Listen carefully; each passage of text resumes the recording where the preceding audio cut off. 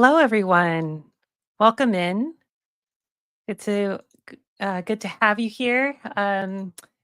Feel free to say hello in chat as we begin. I see we have a few folks here already, good to have you join us as we talk about Amos. Hi, Carolyn. Good to see you. Um, Feel free also to hello, Hankenstein. Oh, that's a great name. I love that. Welcome in. My name is Micah Melody. I am the Director of Community Engagement at TMC, and I'm joined here with Mack. Would you like to introduce yourself? Sure. Hello, everybody. Mack, he, him. I am a happy volunteer who's been doing this for almost a year now. In January, it'll be a year. Yeah, you have. Yeah, you're Is the most regular guest. I don't know if we can call you a guest anymore. I think you're just the regular. just here now. Yeah. Yeah. And hi, Jamie. Well, today we are going to be looking at Amos chapter 5, verses 14 through 24. And so we invite you to, pick whatever version that you use and read along with us, or we'll also be reading it here together. And feel free to share any observations or any questions that you have in chat. So we'll be reading this through together. And then we'll kind of be going through section by section as usual to talking about various different things.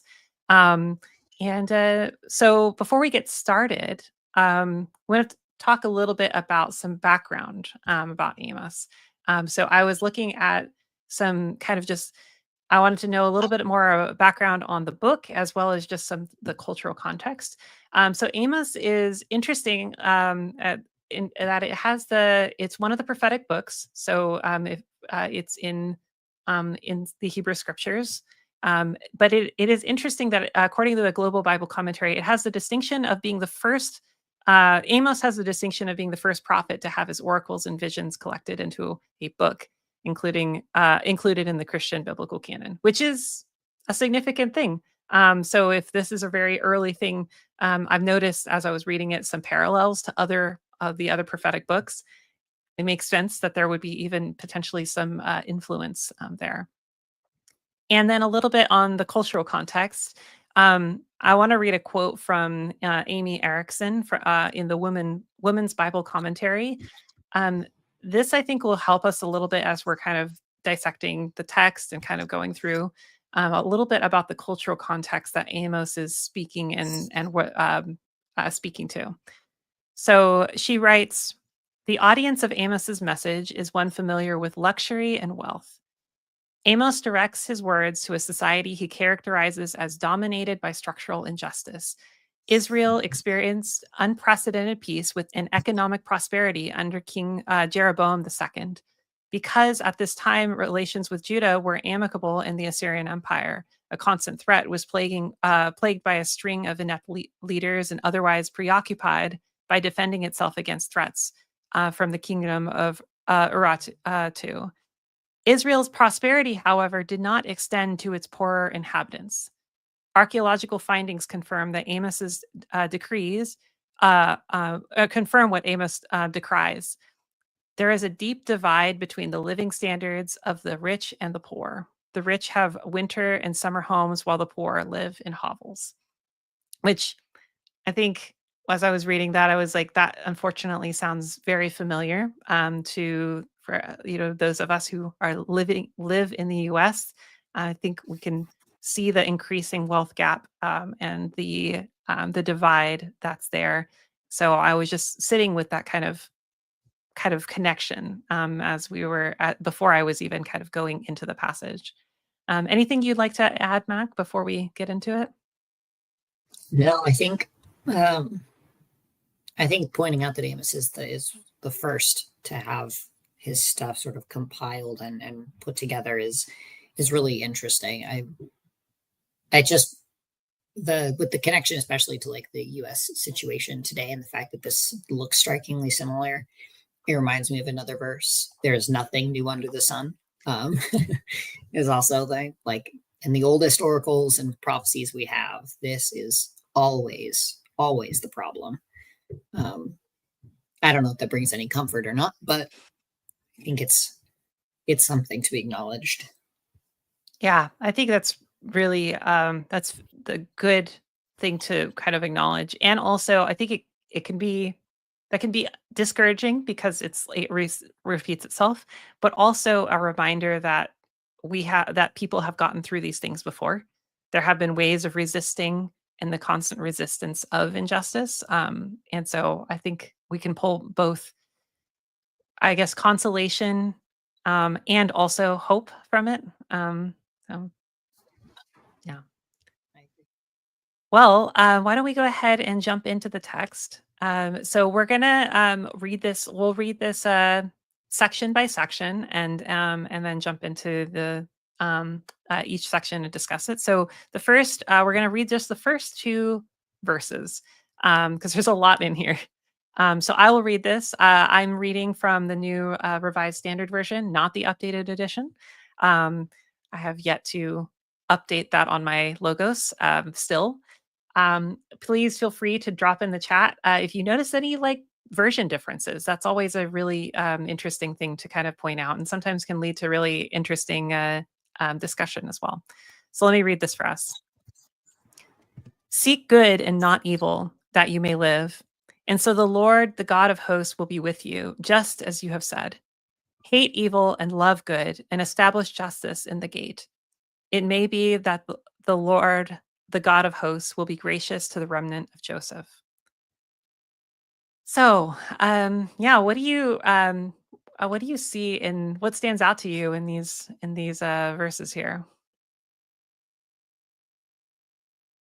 Yeah. First of all, my cat is outside and very upset that she's not inside. So if you hear her screaming, sorry. Um, that has been a common thing these days. Yeah, I think it's really interesting that I think it's such a clear warning, I think, and especially like with what's coming up and next. One of the things that I was reflecting on is that the prophet is doing like the most prophety thing that I think a biblical prophet can do, where he's just Mm, like, hey, something's coming, and if you don't act right, bad things are going to happen. Which just feels like the very prophet thing to do. And I was thinking about all that is going on in our world and wondering who are our prophets right now? Who are the people who are speaking up and saying, hey, this is heading a bad direction. You are not going to be happy with where this is going. Act different, seek good, do justice, all of those things. And some of the folks that I came up with were all the Palestinians that we are seeing and hearing share their stories, uh, all of the Jewish activists and um, the Muslim activists and everybody who's coming together saying this is bad for everyone. Trans activists who have been and continue to be voices for justice, particularly in the US. Ecological experts who are warning us that we're headed toward a path of no return. Just in my mind. yeah. Yeah, absolutely. And I think about, um, the long-standing oppression of like Black folks in the US, and kind of the constant calls for reform and for justice there that have continually gone unanswered. Think about indigenous communities and leaders who have been doing and calling for reparations and healing. I think there's a lot. I think also too of the poor, just in general, who have and people who have been calling for addressing like the inequality. Yeah, I think of one. I think one of the people that the U.S. likes to hold up as as like our kind of um, I would say even tokenized prophetic figure is Martin Luther King Jr., right? With which he did so much to advocate for the poor and advocate for racial equality. But I think sometimes this like lifting up is kind of this pacifying of what he was truly kind of advocating for because he was also really passionate about, like, the Poor People's Campaign and kind of, anti-war kind of stuff at the end of his life, and those are not things that get held seriously. We haven't fully listened. And so, yeah, I hear you with that, and the warning that it feels. Yeah. Carolyn, I'm going to try something new here, so we'll see how this works. I see that Carolyn says immediately, I'm wondering why justice at the city gate and not in the city generally. Like, what does that the specificity mean? Yeah, I think that's really interesting. I actually noticed um, when I was kind of looking at this, I noticed like a rhetorical pattern that's in the text. And so there's verses 14 and 15, they're written in kind of these parallel stanzas. So there's seek good and not evil. And then at the beginning of 15, there's hate good or hate evil, not hate good, hate evil and love good. So this like flipping, right? And then there's also this parallel in 14, it's so that the Lord, the God of hosts, will be with you. And in 15, it may be that the Lord, the God of hosts, will be gracious to the remnant of Joseph. So there's this like direct paralleling. And then in 14, it's that you may live, and 15, and establish justice in the gate. So there, it's really interesting. I'm like wondering what the connection is there. Um, what does it mean to establish justice in the gate? Um, and do you have any thoughts on that, Mac? Well, I was going a bit less uh, literary and a little bit more literally, um, with the idea that like the city gate is where business is conducted. It's where you're welcoming strangers, where business is conducted, where deals are made. And so I'm thinking on a practical level, establishing justice at the place where it's needed most in financial dealings, in making deals with people, in welcoming people and being hospitable, is what I was thinking when I read at the city gate. Yeah, I think also thinking about the city gate as a place of gathering, Yeah. like like a city center in a way that's not is as we're thinking about because that's where everything is coming and going. And so that's like that would be the main street, I guess, in like small town USA. Um so like the way that there is like this economic kind of justice that is being alluded to here. And I just really like this kind of literary paralleling because that you may live and establish justice in the gate. Like those two things are equated in this literary parallel. Um, life, communal life, and justice in the gate, like this, the economic and the social justice as it's happening is Yeah. like equated. Yeah. I'm also noticing that maybe there's sort of like an emphasis or an enhancing of each one, like seek Mm, good and not evil, not just that hate evil and love good, so that the Lord will be with you, but not just that the Lord will be with you, but that the Lord will be gracious to yeah. you, that you may live, but not just live, but establish justice. Like we don't have to just live, survive. We could thrive in a just world. So I'm wondering if there's also some sort of like amplification there with that paralleling. Yeah, it really does feel like a deepening or amplification. Yeah. Um, I saw that Hinkenstein also says it would also be the one place in town that everyone would go through at some point. Yeah, I mean, that's how you get in and out. So, I think that makes a lot of sense. Yeah. I'll go through, get to pass through a just place at some point. Yep, absolutely. Um, one thing I'm wondering is, as we're talking about this deepening or kind of double emphasis, but what does it mean to seek good and not evil or to hate evil and love good? Um, like that, I think that's defined in many different ways for people. I know that for me growing up, um, goodness was understood as like a kind of disembodied purity, right? Like the sense of like being righteous in this I go to church and I don't swear and it's a lot of things but not really thinking about my embodied self or the embodied selves of other people around me.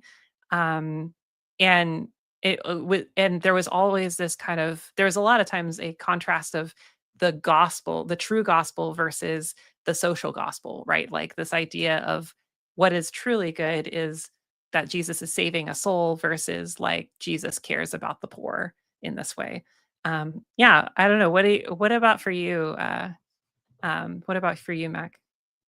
Yeah, I think for me, like seeking good, doing good was all very, very connected to like biblical commands, but always selectively.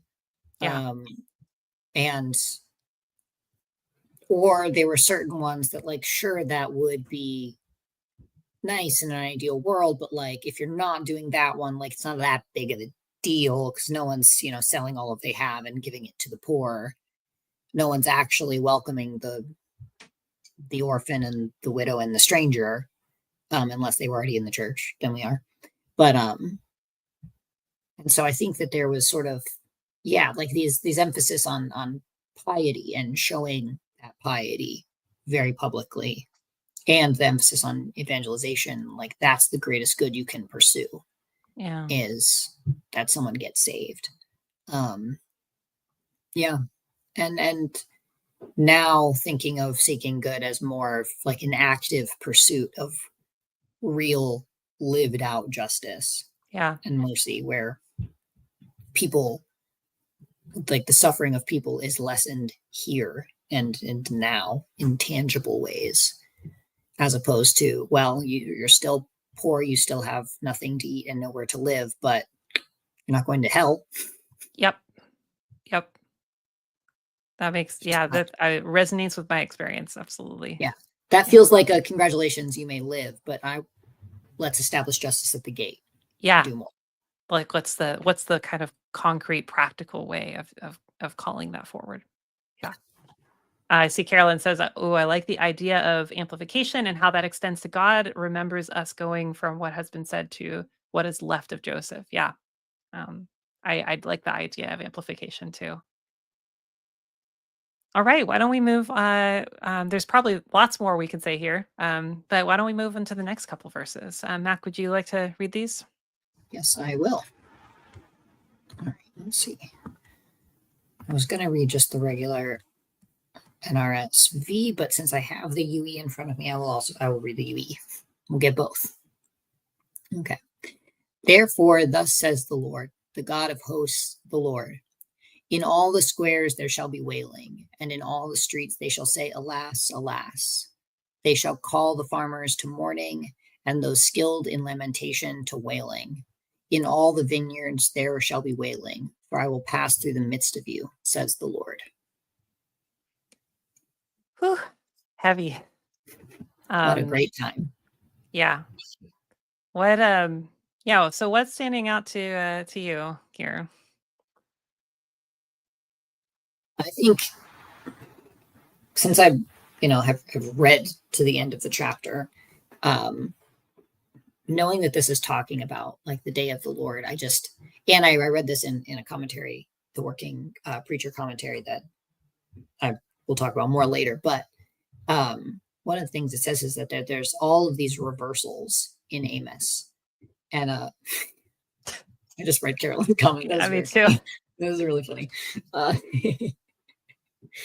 I didn't even notice that until this time when I read it, and I was like, skilled in mourning. I have thoughts on that, but like the idea that might be a surprise to the people hearing this prophecy, like, oh, okay, Amos is going to talk about the day of the Lord. Like, this is great. This is so exciting. This is our day of vindication and judgment, and they're finally going to get what they deserve. And then what you hear is everyone's going to lament. All of Yeah. the wailing, all of the like the alas, alas sounds like regret to me. And I relate it to post-election world where there are so many people celebrating and thinking like, finally we got this, like this is our vindication, this is our justice. And meanwhile the rest of us, at least for myself, I sit back thinking, just you wait, because this is not what you think it is. This is not a win for anyone. And we're going to see that.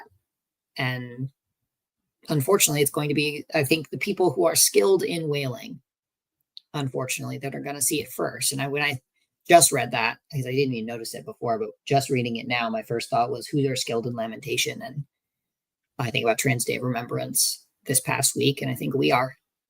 Yeah. We are skilled at lamentation. We are good at it at this point. We know how to lament. We know how to mourn. And here we are. Yeah. That's what I also for I Carolyn, I really you're the humor in that of skilled in mourning as a LinkedIn skill I love that. is kind of a helpful way to kind of think about it of like, yeah, those of us who experience being on the outside of one or more, like being more one or more ways removed from the kind of social and political economic status quo. When we're on the outside, that makes us that we become skilled in whaling.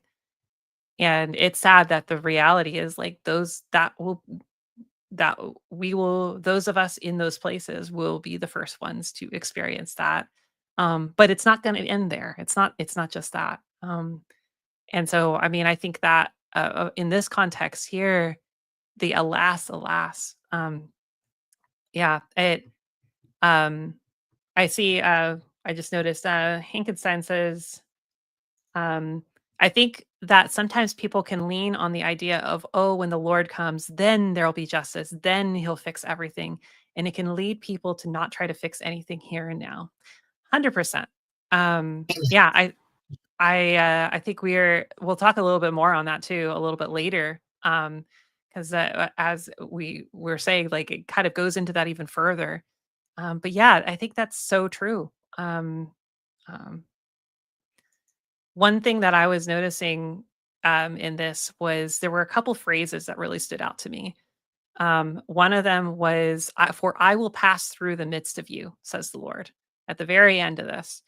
And it just, to me, kept bringing up Exodus 12, the Exodus 12:12. "For I will pass through the land of Egypt that night, and I will strike down from every firstborn in the land of Egypt, both human beings and animals. On all the gods of Egypt I will execute judgments. I am the Lord."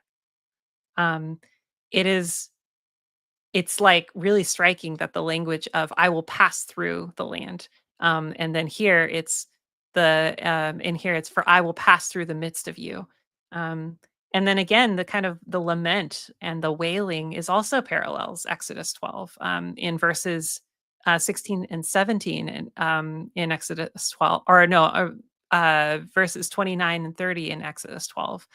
At midnight, the Lord struck down all the firstborn in the land of Egypt, from the firstborn of Pharaoh who sat on his throne, to the firstborn of the prisoner who was in the dungeon, and the firstborn of all the livestock. Pharaoh arose in the night, and he and all his officials and all the Egyptians, and there was a loud cry in Egypt, for there was not a house without someone dead. So just it really strikes me that there is this like paralleling of language here, and you can imagine that the Israelites who are hearing this kind of prophecy and this kind of call from Amos to repent and are familiar with this language. Um, and here it's being used and spoken against Israel, who were the people that were in oppression previously. And it just makes me think of all the ways of which kind of the kind of I've heard people talk about it as like a victim kind of mentality or victim complex of we are the ones being oppressed, but then moving on to oppress other people. Um, it's how easy it is to like hold the judgment for someone else, um, and not really look inward at our own kind of social state of being, as a country and as a community.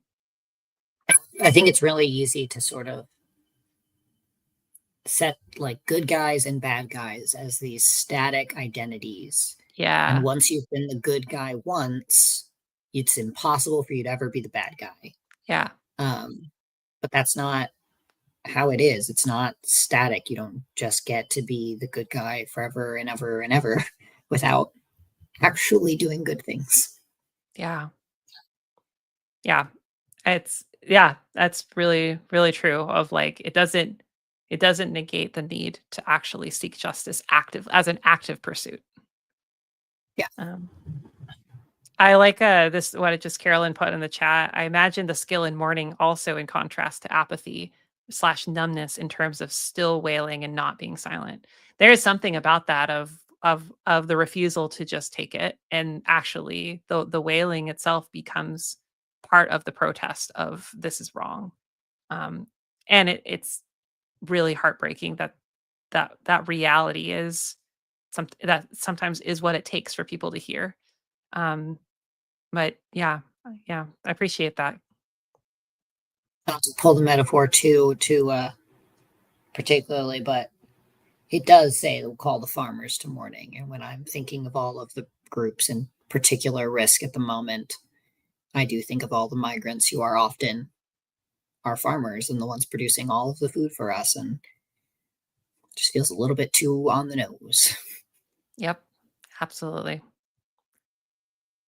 Well, let's go ahead and move on to the next section. So we're going to read now verses 18 through 20, and I'll take this one. Alas for you who desire the day of the Lord. Why do you want the day of the Lord? It is darkness, not light, as if someone fled from a lion and was met by a bear, or went into the house and rested a hand against the wall and was bitten by a snake. Is not the day of the Lord darkness, not light, and gloom with no brightness in it?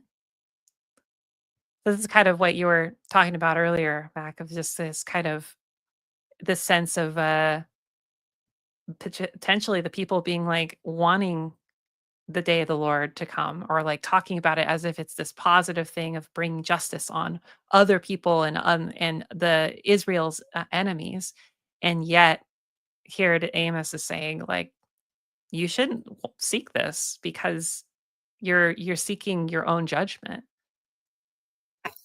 Yeah, and it's like things are, and I with the fled from a lion and was met by a bear. I was just thinking, um, like nobody's saying like the situation is good right now. Like fleeing away from a lion, like that was not a good situation you were No. in. But then turning around and being like, I got away, and then there's a bear is it's like I think so accurate for I think what a lot of us are sort of at this spot of like things are so bad, so we're looking anywhere for something better. But I think in some cases like this, looking for the day of the Lord, we are turning away from something bad but finding something worse. And I don't know what to do with went into the house and rested a hand against the wall and only to get bitten by a snake. That's a just sort of insult to injury, I think, too, of just like imagine this being the guy who is running from this lion and this bear, makes it into the house and is like, I did it, and gets bitten by a snake. Yeah. It's just Amos is describing a really bad day. It's a terrible day. Amos and Yeah. the terrible, horrible, no good, very bad day. Yeah. So yeah, it's a lighthearted way to put this absolutely destructive thing. Yeah. Um, and it really does, as you were saying, of like, I like that you pointed out that it's not saying that there wasn't like tragedy or bad things happening. And it makes me think about like why people kind of elevate or seek out kind of um uh people who are, or like why victim blaming is possible. It's because people are experiencing awful things. um Economic inequality right now is at an all-time high, and but rather than actually addressing the economic equality, those in power are saying, well, it's actually this group of people over here that's making your life harder. um but that doesn't actually solve the problem. And in fact, it makes it worse. And so, yeah, absolutely, I see that. Like, um, Carolyn says, verse 19 also makes me think of safe spaces where sometimes the people claiming to be allies are actually perpetuate harm. Yeah. Yeah. Um, yeah, or went into a house and rested a hand against the wall and was bitten by a snake. Yeah, that's so I can totally see that. I think that's a really apt metaphor. for that, of like longing for that safety and then realizing that you're not as safe as you thought. Um, I was looking in the Global Bible Commentary on this section, and this quote comes from Liling Elizabeth Nunn. Um, and she writes, the people of ancient Israel apparently thought that they were righteous and that God was on their side. They were eagerly looking forward to the day of Yahweh, believing that it would be the day of brightness and light, a day when God's wrath would fall on their enemies, and they themselves would be exalted. The prophet, however, counters their expectations with talk of darkness and gloom. Amos was the first prophet to use the phrase the day of Yahweh or the day of the Lord in his oracles. But the way he uses it suggests that it was a popular, if misguided, concept of the time, in his time. The day will come and it will be inescapable, but as illustrated by the simile of a person who narrowly escapes from a lion and a bear, or only to arrive at a home and be bitten by a snake. The day of Yahweh will not be a day of rejoicing, but a day of woe. It is unimaginable to long for such a doomed encounter.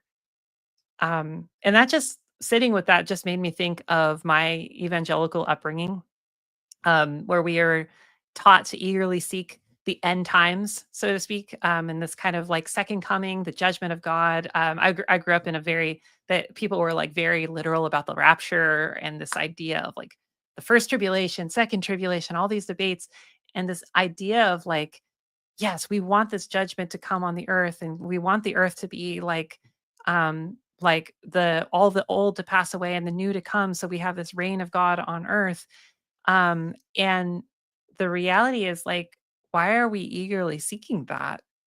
Because none of us, like every single person, is going to be a part of that judgment. It's as if like there was this expectation of us as those of us who were in the kind of protected class of that would be taken away. That's literally what the rapture theology is about, right? This idea of there's a certain group of the good ones who are taken away so that you can escape the judgment.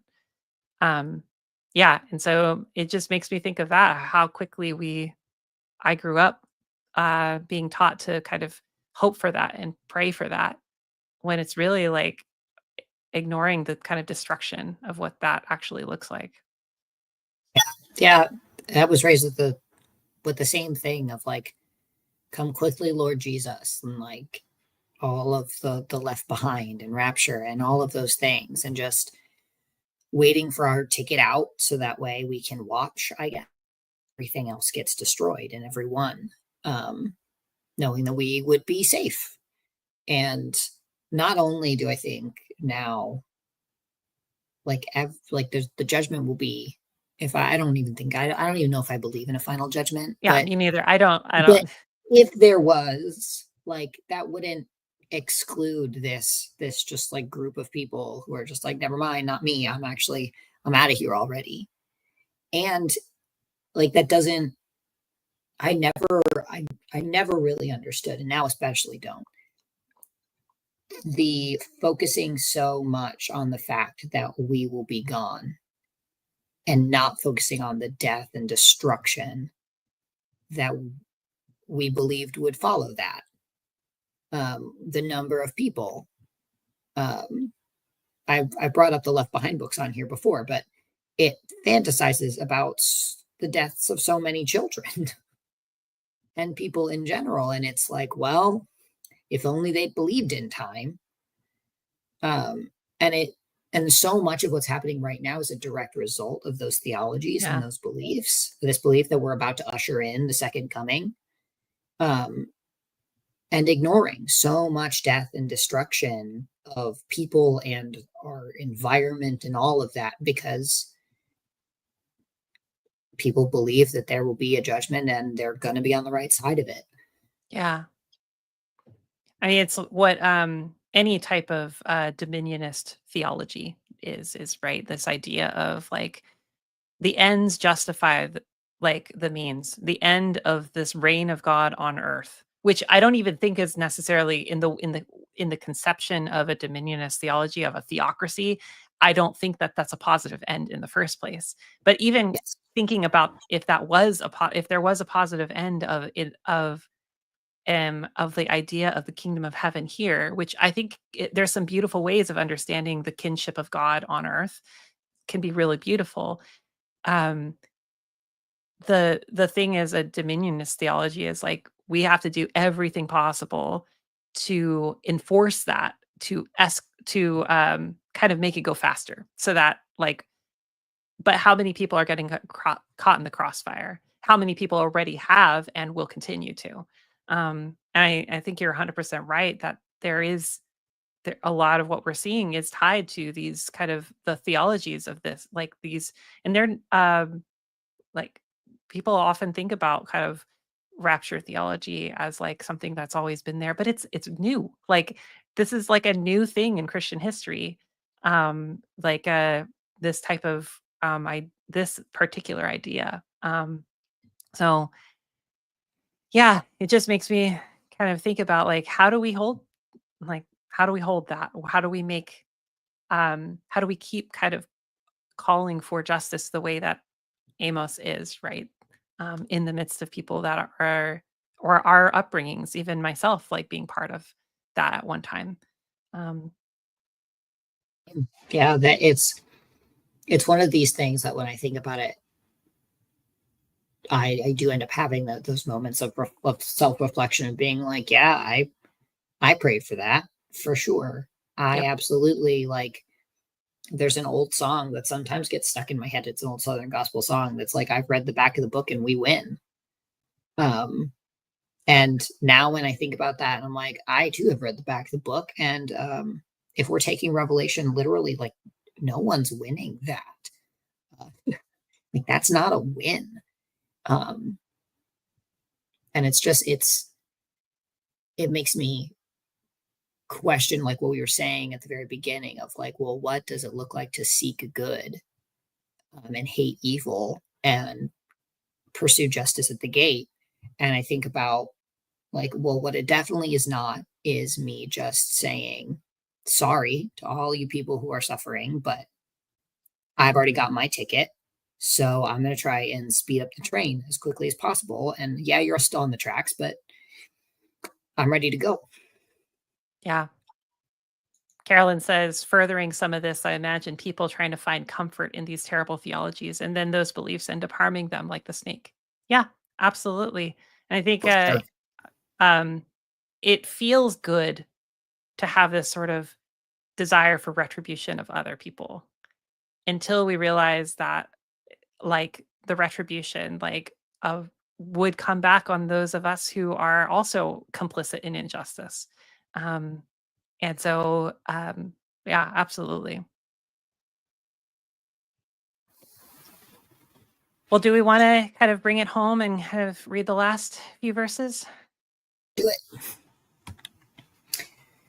Let's see. I want to make sure that before I pick which one of these to read, I want to see which one. I don't think it matters on this section. They didn't change much in the UE on this one. Yeah. All right.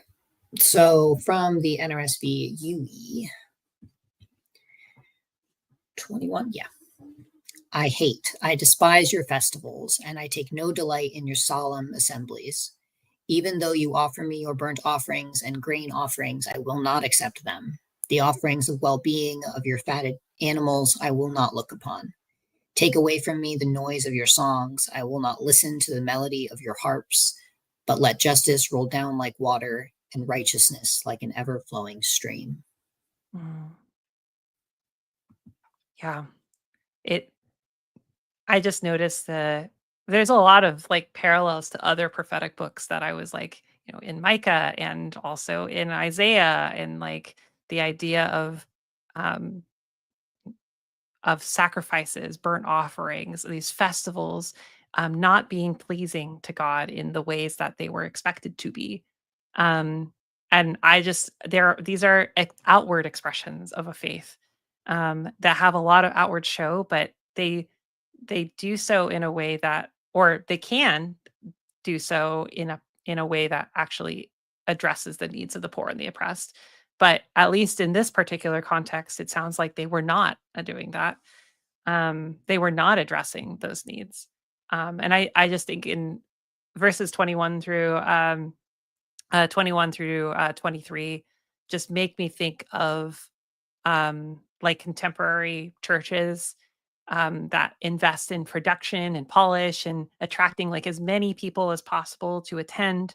Um, and that can be really great. Like, and I've been part of those churches. Like, I'm a keyboardist. Who doesn't love a concert? I love being part of that. And also, what good is it if all that investment is not actually affecting the people who are needing kind of care. It's not affecting for and it's not actually affecting positive change in society to address the social structures that are leaving people oppressed.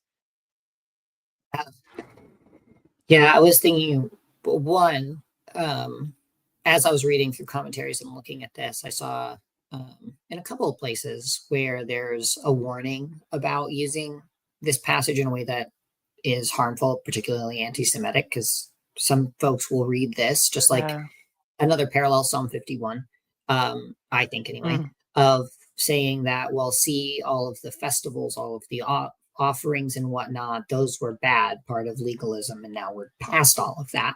Um, but I think one, doing so ignores the rest of everything where those festivals are so important and commanded to continue and yeah, really have that deep meaning and bring that connection to God.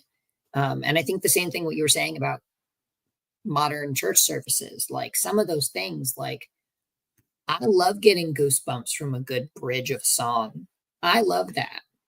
I don't know if it's just the key change or if maybe the Holy Spirit's in there somewhere, but it's nice. It makes me feel connected to something, and that's not bad. But I think the difference here is using it to cover up something hmm rotten. Like I think of like Psalm 51:16. Let's see, I have it pulled up right here. For you have no delight in sacrifice. If I were to give a burnt offering, you would not be pleased. And in Psalm 51, that's where David is repenting for his sin. And it's not saying that sacrifices have no meaning ever, but the sacrifice is not going to cover up what he's done. Like there has to be, what I wrote down was accountability cannot be replaced by performances of piety. Like there has to be actual repentance, actual change. Otherwise, all of that stuff is just a show to make yeah, ourselves feel better. And it doesn't fool anybody. yeah.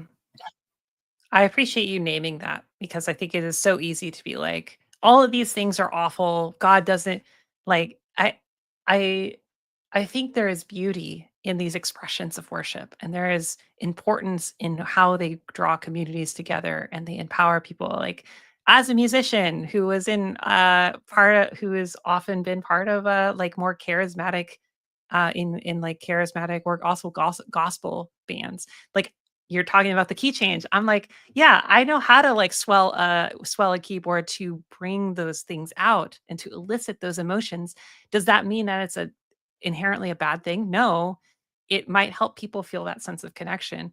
But also if I'm doing that and I'm not actually kind of calling for change to and calling out injustice when I see it, then I think that can be a way that we just self-soothe rather than actually um, like address the harm.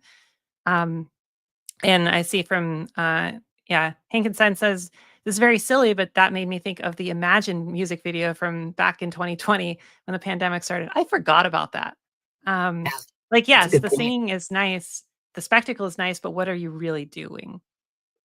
Yeah, I hear that. And I think again, I think there's this balance of that's a really beautiful video. And I think a lot of people did feel that sense of connection with one another. It helps people feel not alone, especially when so many people were so isolated. And we were kind of navigating kind of like isolation and quarantine and all sorts of unknowns. And also where like what what's the lasting impact? Like, where do we go from here? Yeah. How much of it is just like let's all imagine a better world, but without doing anything to bring it about, like the Yeah. looking forward to the day of the Lord, misunderstanding the point Yeah. of what that looks like, of like, oh, we're imagining this future, and that's just going to be great. Yeah. Carolyn says, my imagination is filling in the idea of the festivities and concerts being inaccessible and not including marginalized groups. And so justice would involve celebrations and religiosity for everyone. Yeah. I mean, there were ways of like, yeah, people not being able to like access. And that's like absolutely the case in so many like religious communities today. I think of churches are exempt from the ADA. Like w- like what does that say? Like they don't, like what does that say about those these spaces that we are in where we don't have to actually, we might be exempt and don't have to think about those. Yeah, good point, Carolyn. Um well, the other thing that's in this section is a really famous part of Amos 5. Um, but let justice roll down like waters and righteousness like an ever flowing stream. And um, this is people may, even without knowing this is from Amos, might be very familiar with these words. This passage is extremely well known and tied to Martin Luther King Jr.'s "I Have a Dream" speech, um, and it's a very like I think this has just become a very pervasive phrase that we hear. But when it's in the full context of everything, that's this critique. Um, and I know you had some things to say, Mac, about kind of the translation choices here. Um, Yeah, because whenever we're growing up hearing, well, one, I didn't hear this verse a lot, which I think should say something, but this idea that, oh, like an ever flowing stream, you imagine like I always would picture like the image of heaven with like, the pearly gates and the streets of gold and the nice rippling stream going through, and that like that's justice. It's nice and it's a quiet stream. It's pretty. You wade around in it. But as I was reading, in the I like what Carolyn said. In the I like how justice in this isn't stagnant, it is dynamic and changing. I like that. Um, anyway, I got distracted, but but I was looking at the working preacher commentaries, like I was talking about earlier, and they had such a good quote, and it led me down a Hebrew usage wormhole. But the quote is that verse 24 is not a rousing call to believers to do good deeds. It is a roar of outrage because of the hypocrisy of the community of faith. God's own justice will roll down like floodwaters, and God's own righteousness like a perpetual torrent. And they mm, talk about the uses of these words, the ever flowing stream in particular, and ever flowing. The word is etan in Hebrew, and elsewhere in most places it is used as it is translated strong or rough or mighty or hard. So already it has not exactly this impression of like perpetual, but it's more like it is a it is a powerful force. mm, And then streams is nahal, um, and lots of other places, including a lot of prophetic literature, it's floods or torrents. It's not. It could also be brook or river, but like this idea of like there's one where it's the floods of perdition.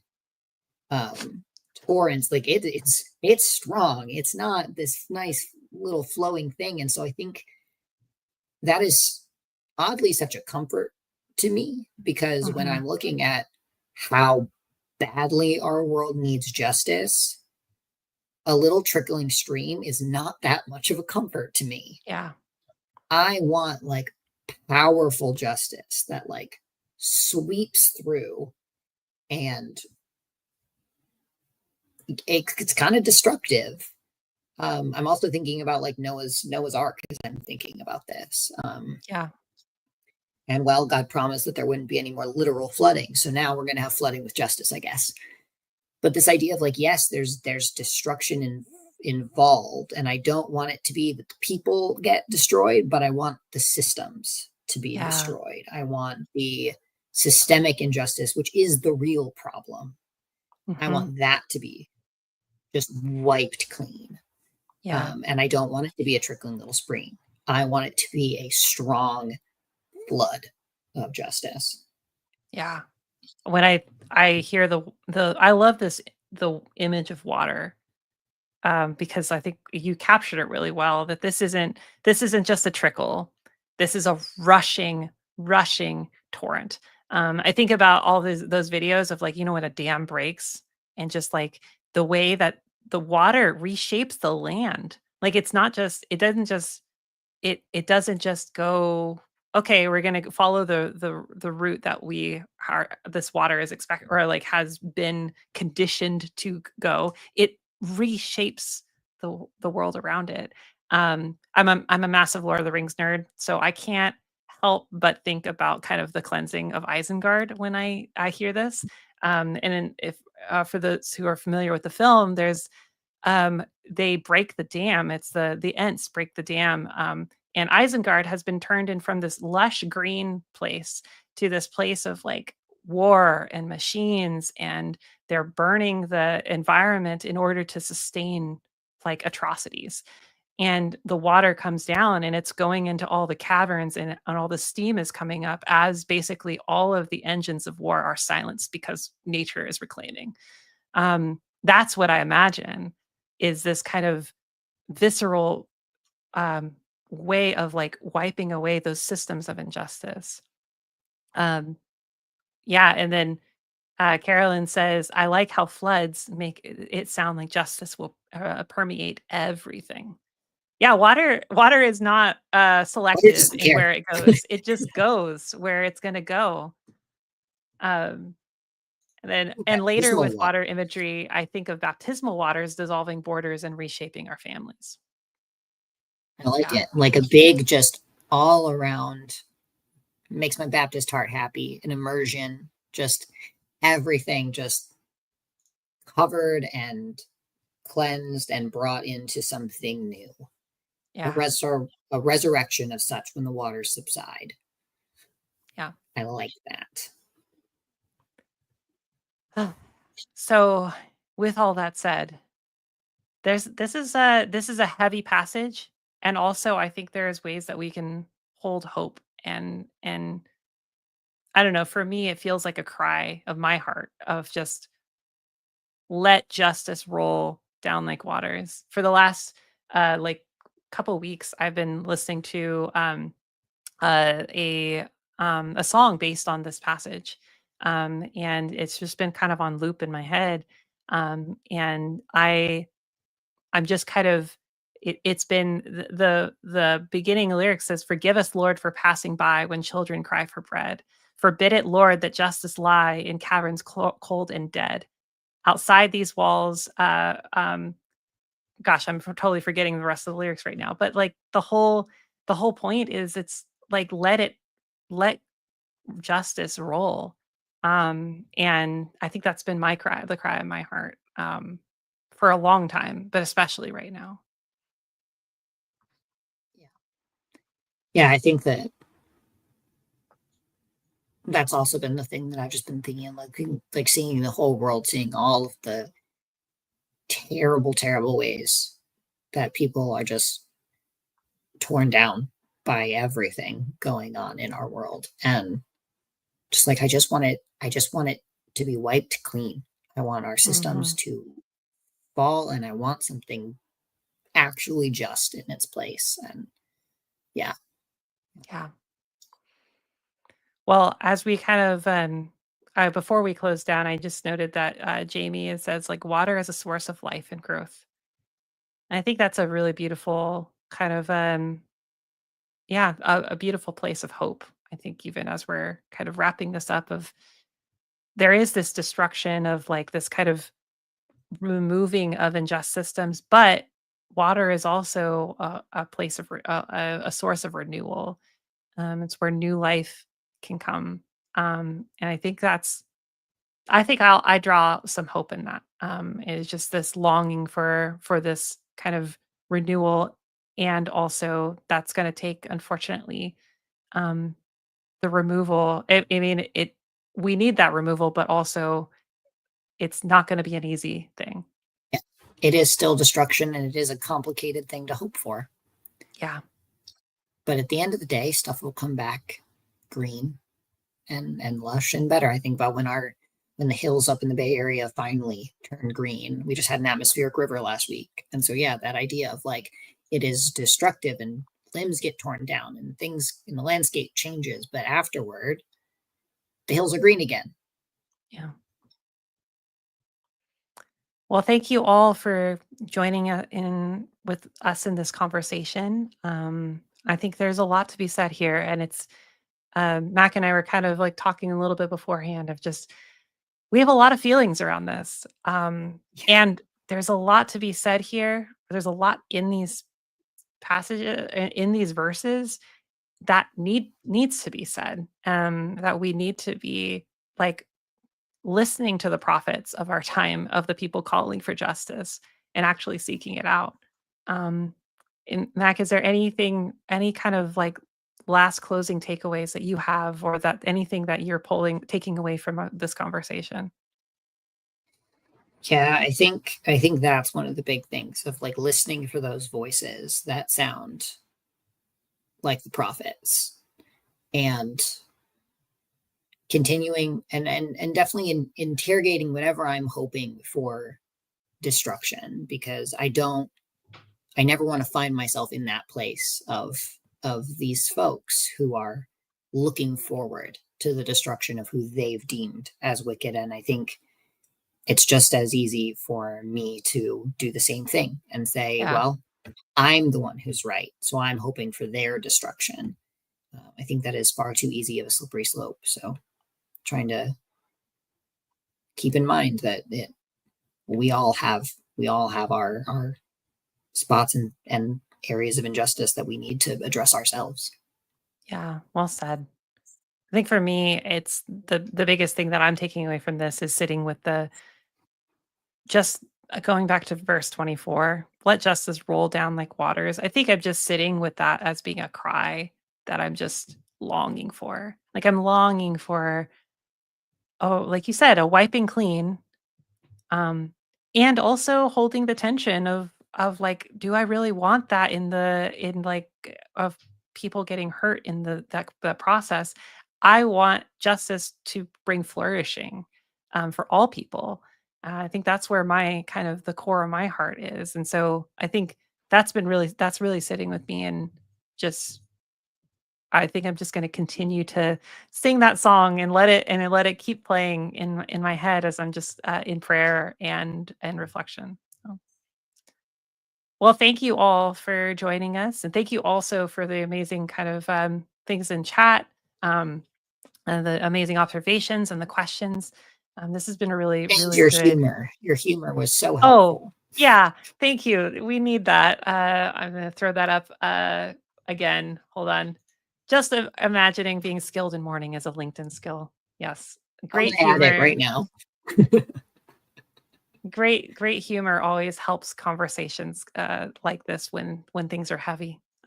So um, before we go, just a really quick announcement that our next Bible study live, will be happening on December 18th, which is actually going to be the right before we go into our December break for between Christmas and New Year's. So we will be back here at the same time on December 18th.